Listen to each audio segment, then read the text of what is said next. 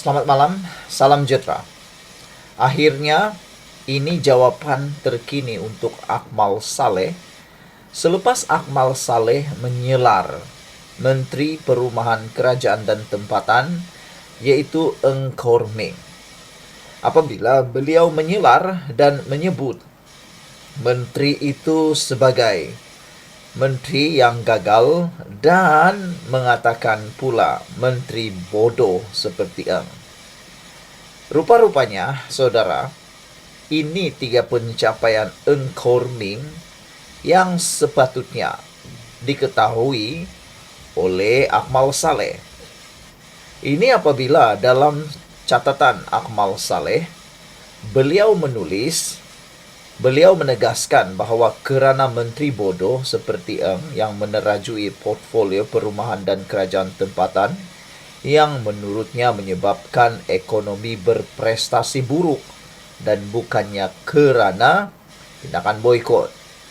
Akhirnya, seorang adun ahli Dewan Undangan Negeri menyenaraikan fakta yang tidak akan mampu disangkal oleh Akmal Saleh, yang menyebabkan Akmal Saleh mungkin terfikir 2-3 kali dengan dakwaan kecaman ataupun selaran bodoh itu. Dalam satu kenyataan hari ini, memetik komen Akmal bahwa Eng adalah seorang menteri yang gagal dan punca ekonomi merosot, seorang ahli Dewan Undangan Negeri yaitu Choi menyenaraikan pencapaian Eng yang setakat ini membanggakan bagi membalas dakwaan tersebut. Dengan cara membalas dakwaan dengan fakta ini, maka inilah cara yang terbaik. Mau menunjukkan seorang itu benar berjaya atau dengan tanda petik gagal atau tidak, tunjukkan fakta, bukan dengan emosi sehingga menyelar orang itu bodoh.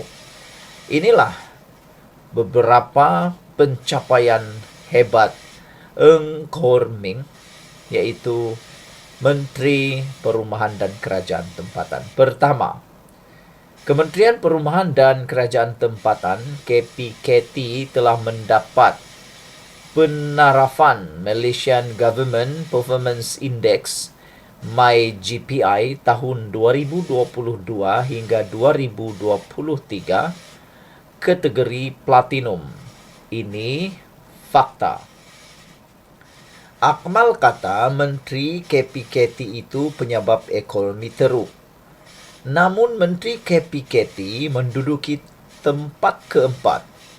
Menteri yang rakyat paling puas hati dalam 100 hari pertama kerajaan. Kajian selidik ini bukan kajian selidik DAP.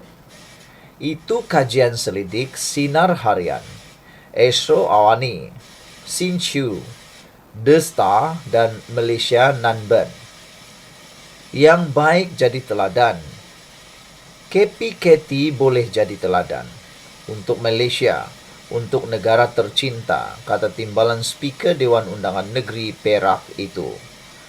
Komen Akmal mengenai Eng sebagai bodoh hadir selepas pemimpin DAP itu menyiarkan di X mengatakan bahawa pekerja tempatan menanggung sengsara akibat boikot yang diseru oleh pihak tidak bertanggung jawab. Jangan sekali-kali jatuh ke dalam perangkap penghasut negara. Kita memerlukan usaha semua pihak untuk membangunkan ekonomi negara, kata Eng. Dilampirkan dalam catatan Eng itu tangkapan skrin laporan media yang menonjolkan kesusahan pekerja tempatan yang didakwa terjejas oleh pemboikotan perniagaan. Akmal sebelum ini lantang menggesa boikot terhadap Kekemat susulan isu stokin terkerah kelima Allah. Pemimpin UMNO itu juga baru-baru ini menggesa boikot terhadap produk usahawan kosmetik Alif Syukri susulan klip video hari raya yang dianggap tidak menghormati kesucian Ramadan. Selasa lalu yang di-Pertuan Agong Sultan Ibrahim Sultan Iskandar berkenan menghadap pemimpin UMNO dan DAP termasuk Akmal.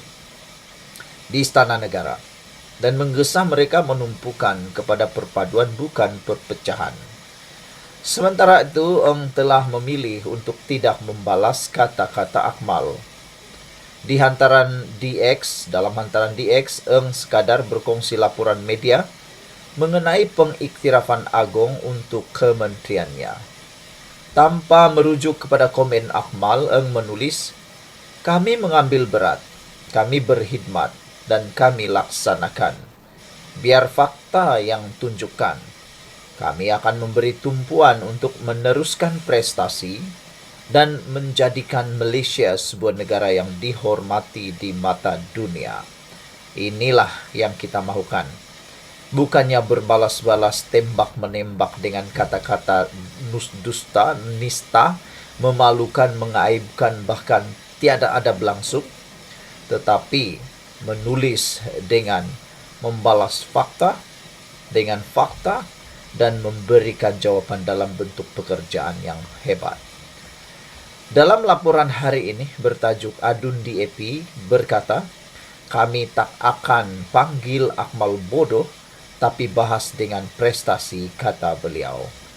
Seorang Adun DAP berkata, pemimpin parti itu tidak akan melabel Dr. Muhammad Akmal Saleh sebagai bodoh, meskipun label itu dilemparkan Ketua Pemuda UMNO itu terhadap naib Presiden Parti DAP, Eng Korming. Sebaliknya, kata Adun Channing, Jenny Choi Si Jen, pemimpin DAP akan bahas dengan prestasi, sangkal dengan fakta. Ini selepas Akmal menafikan kempen boikot yang diperjuangkannya menjejaskan ekonomi.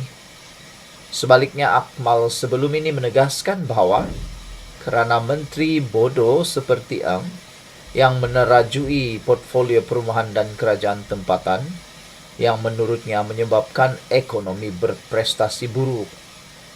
Yang baik jadikan teladan, yang jahat jadikan sempadan.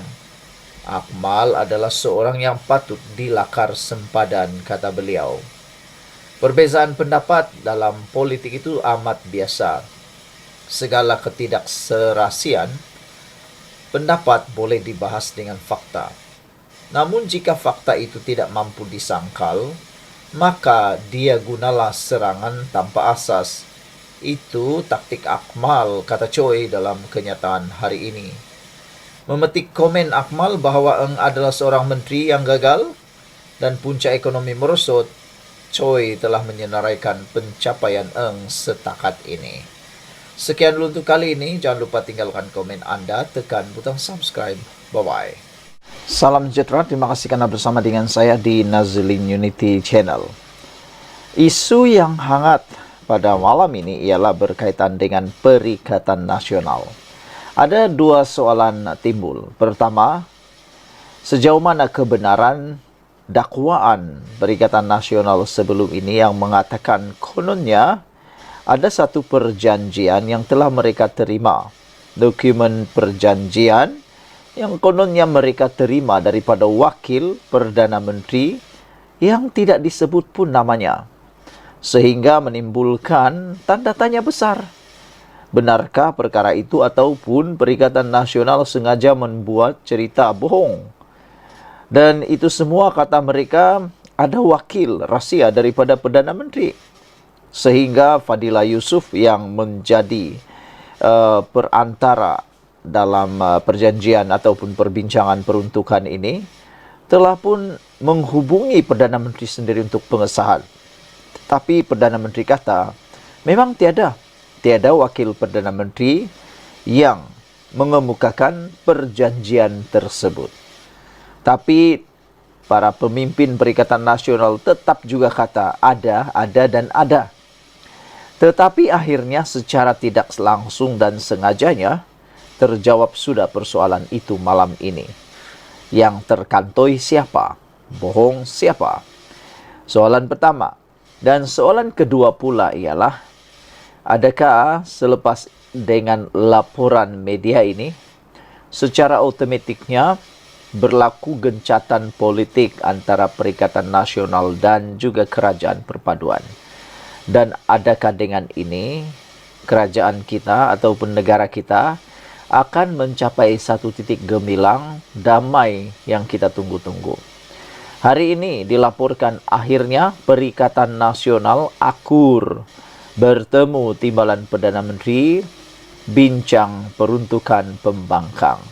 Akhirnya mereka sendiri akur.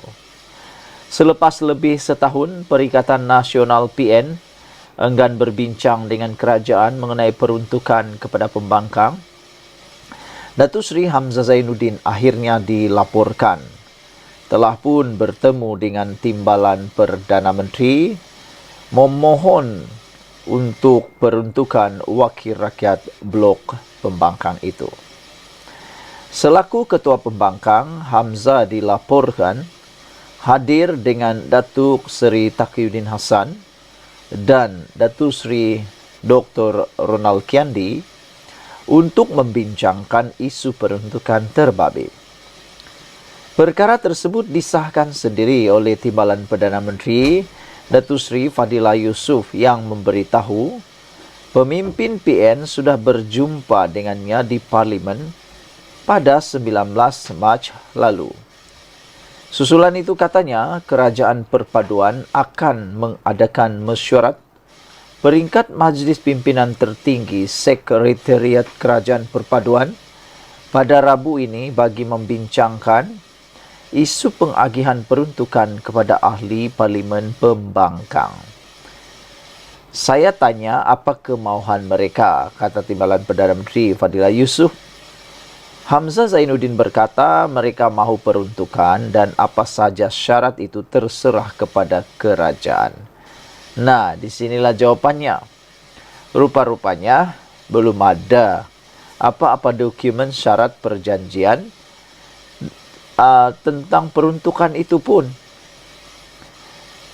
Saya maklumkan kepada mereka, kata Timbalan Perdana Menteri Fadilah, itu akan dibawa ke perbincangan di peringkat Majlis Perpaduan Kerajaan Madani, Majlis Pimpinan Tertinggi Sekretariat Kerajaan Perpaduan, untuk mengemukakan apa yang dihasratkan oleh mereka.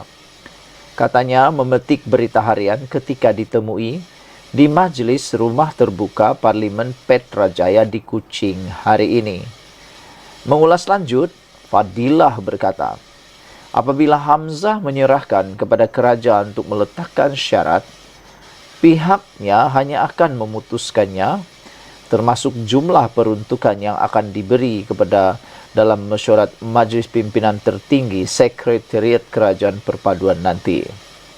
Bagaimanapun katanya, beliau agak terkejut selepas perjumpaan dengan 3 pemimpin Perikatan Nasional itu. Beberapa kenyataan daripada ahli Parlimen Blok Pembangkang mendakwa sebelum ini sudah ada perjanjian dikemukakan oleh Wakil Perdana Menteri Datuk Seri Anwar Ibrahim. Tetapi saya sendiri pun tidak tahu mengenai perjanjian dikemukakan Wakil Perdana Menteri dan saya mendapatkan pengesahan daripada Perdana Menteri dan beliau juga kata tidak ada. Jika itulah apa yang mereka kata, berbincanglah dengan Wakil Perdana Menteri itu seperti didakwa. Tak perlulah bincang dengan saya lagi, kata Fadilah Yusof. Ketika memaklumkan memang tidak mengetahui siapa Wakil Perdana Menteri yang dimaksudkan itu. Nah, jadi hari ini kita bersyukurlah. Sesungguhnya kita harus bersyukur kerana dengan laporan dan berita ini, kita harapkan kita sudah masuk dalam transisi yang kita tunggu-tunggu, yaitu gencatan politik Malaysia. Sekian dulu kali ini. Jangan lupa tinggalkan komen Anda, tekan butang subscribe. Bye-bye.